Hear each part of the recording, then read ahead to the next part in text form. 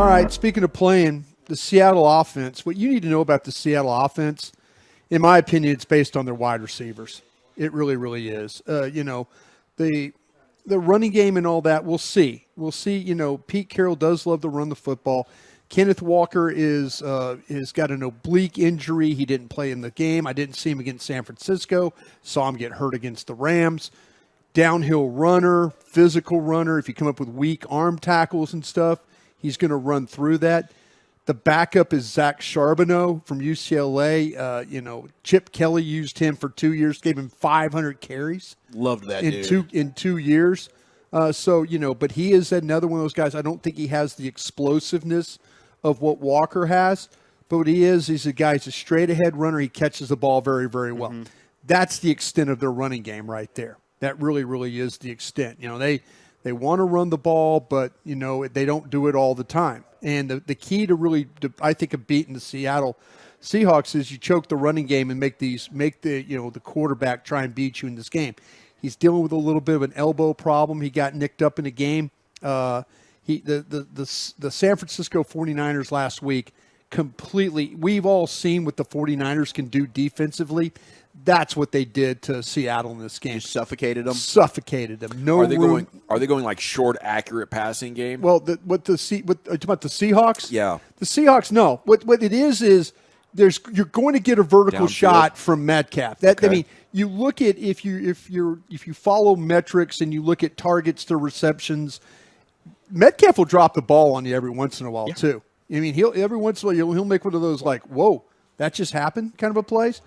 But, you're going to get some type of vertical play from him in the game, maybe a couple of them, maybe 2 different times they're going to take a shot down the field.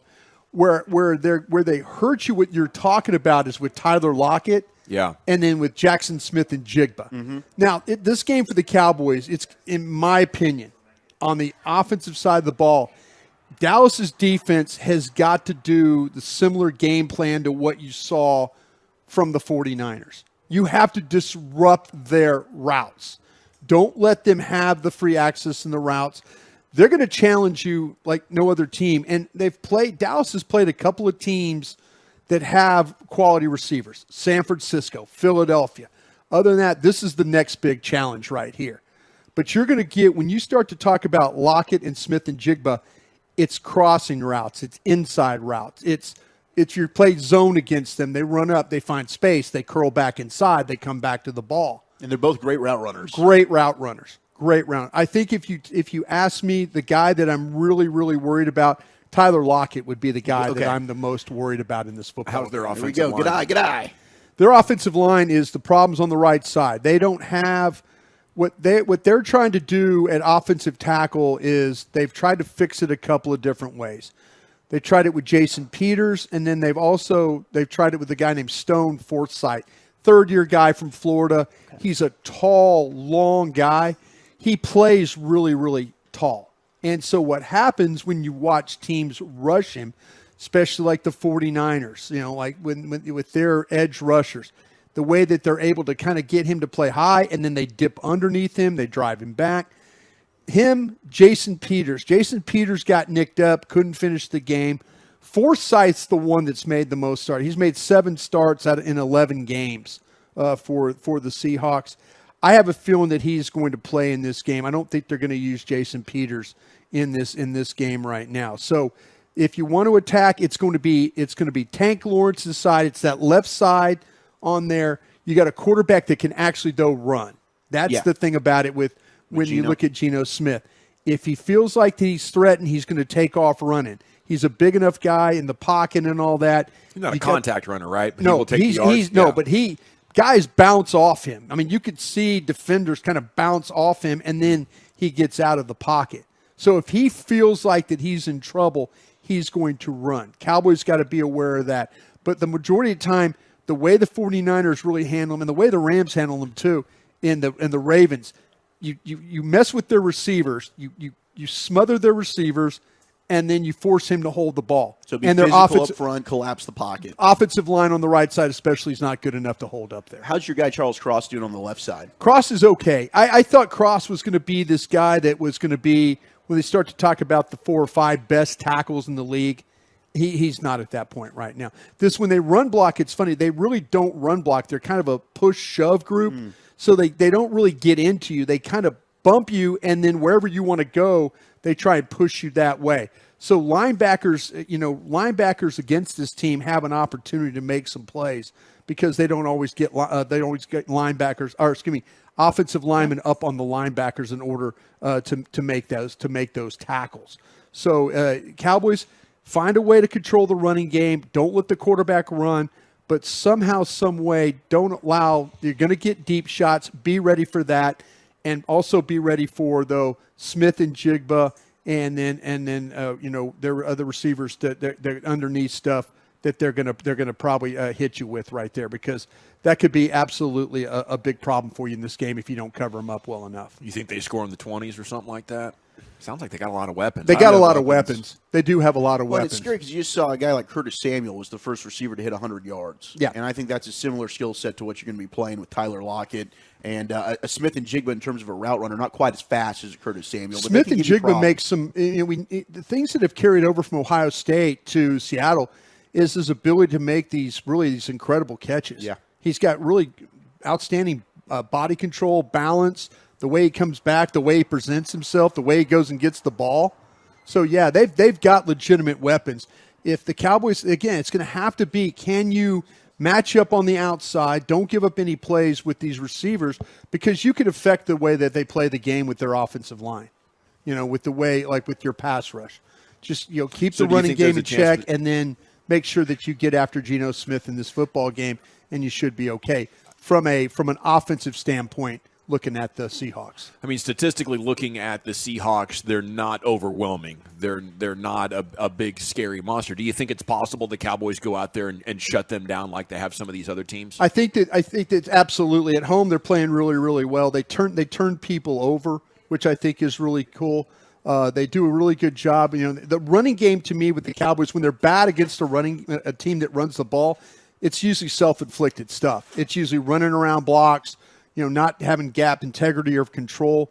Seahawks, though, the ball is going to come downhill. There's not a lot of flash in the Seahawk running game.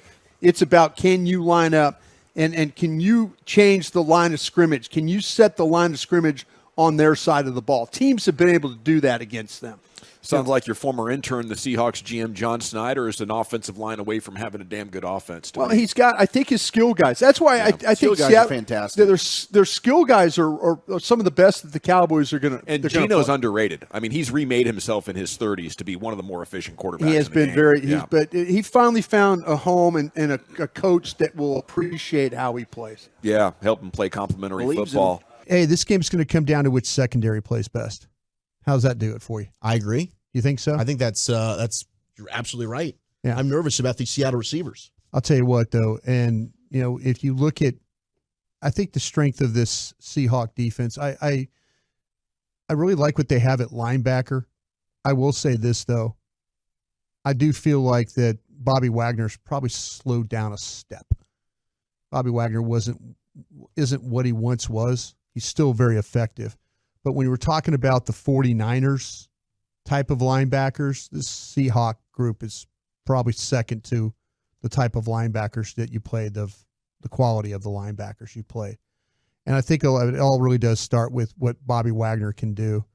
But I will say this, though. I just kind of feel like, though, that when you look at this Seahawk defense, it's about the secondary. And they have the ability. This is one of the solid units that you're going to play as well. They've got some real playmakers in this group. Tariq Woolen and Devin Witherspoon are legitimate, and Witherspoon's a rookie out of Illinois. I know in the draft show and all the coverage, we were super impressed by what he was able to bring to the game. Super physical. Mm-hmm. I mean, it was honestly surprising he didn't have more interceptions in college, but that's now translating over to the NFL. Yeah, this guy, what's makes these guys even more fascinating is, but they try to funnel everything inside. So they're long and they're rangy in that way. And so what they're going to try and do is they're going to make Dallas run all their routes inside to their safeties.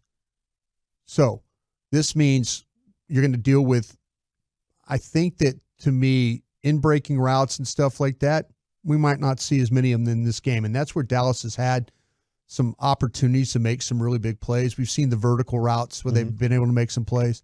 I have a feeling that if they're going to throw the ball, it's going to be with the movement of the pocket, movement with the quarterback, because this team will, as a defense, is a very aggressive with the way that they move with you. So if you send them one way, I could see the boots, the waggles, the two-level reads that we've seen, the tight end, the wide receivers coming across, things that are going towards the sidelines. Because with the way that they're cocked inside, they're saying, no, we don't want anything on the edges. But you could throw outs. You could throw outs on these guys because they're turned inside and them having to adjust. Okay. So I wouldn't be surprised if we see the boots, the waggles, the movement of the pocket, and then the receivers initially running outs, and then outs turn into outs and ups, where all of a sudden it's like you start wearing them out a little bit, just keep throwing the ball 6-7 yards at a time on the out, and they're not doing anything about it. But you could get them and now they're going to have to adjust. Right. And then the outs and ups come there. But they've got I think 3 really good corners. And the third one I need to mention there is also that the nickel corner that they have. What's my guy here? I lost my third guy that I was talking about with him. But the Seahawks, like I said, this is one of those teams. Witherspoon? No, Witherspoon is the other guy. Slot. Yeah. Trey Brown. God dang it! I lost my train of thought there. Sorry about that. But yeah, exactly. They're deep in the secondary. No, they're very deep. Quandre Diggs can make plays. Yeah, Trey Brown is the third corner for this team, and so God, sorry about that. But yeah, because Weekend in Oklahoma. I don't know what it was. Sometimes I got too many names in my head. That's the problem. But Trey Brown is part of this group because I remember him being he's super fluid in the way he plays. He's smooth the way he turns. He can really break on the ball. They got 3 guys that are legitimate. That's what you need to know going into this football game. Actually, I feel like you can run the ball against these guys. Okay. I know that's probably saying a lot for the Dallas Cowboys, but I kind of feel like that you can run the ball against these guys. And even though they have Leonard Williams and Jaron Reed, I do feel like though that you can take it at these guys, and they're going to have some problems with that. Now, it's one of those, the linebackers, like I mentioned, they're going to flow one way. You got to get them going one way, and then you could run the ball back behind them. And some of the teams that they've played have done this with some success. The 49ers were really good at it. And I don't think the 49ers on the right side of their offensive line is as good as what the Cowboys are. So to me, it's about kind of get them on the move. They're a team that likes to jump gaps. And when I mean jump gaps is slant and angle. So what happens is you get them going one way, the ball goes back the other way, you have chances for big plays. We've seen the teams take advantage of the Cowboys in recent years with that. Exactly. So I think just get them going one direction, try and cut the ball back behind. They could have some success doing that. Now, just running your passing game and all that, I think that you might need a little bit more balance in this game. I don't think you could go. I wouldn't try just to throw the ball the whole game. I would try to run the football in this particular game because I think that there's some things that you can do to these guys up front. Man, they've had a lot of success with more passing and kind of fewer runs for Pollard, but 5.5 yards per attempt over the last 25. I'd love to see 3 in a row, Brian. This could be a lot of fun and maybe actually get me a little more optimistic here as we get into December. No, that's the thing. Dallas is going to need to find ways to be better running the ball. They're going to need. We don't know if they can get into a 4-minute offense and completely just kill a game if they had to. We feel like that. Yeah, that they could maybe come up with some plays, but you're going to need. You don't want to have to go get another touchdown. No, just get a first down and call it. You get to a point and they're down to 1 timeout, and you're trying to find a way to make them burn their last timeout, and then you get to the point where you get that extra first down and you run this game out. I'd like to see the Cowboys be able to do that. And I think against the Seahawks, they're a little bit mid-pack or below in the way that they play run defense. But I think a lot of it has to do with movement. And I think teams are taking advantage of that, and I expect the Cowboys to do the exact same thing. That's fascinating because I looked at their stats, and they looked average against the run, but I didn't know how much that had changed since the trade for Williams, but I guess not a lot. Not a lot. McCaffrey just had a really big game against them. Yeah, you can attack this front. You can, and I hope the Cowboys come out with that mindset and don't just turn this into a passing game, because I think the one thing that they could do is they could play well in the secondary.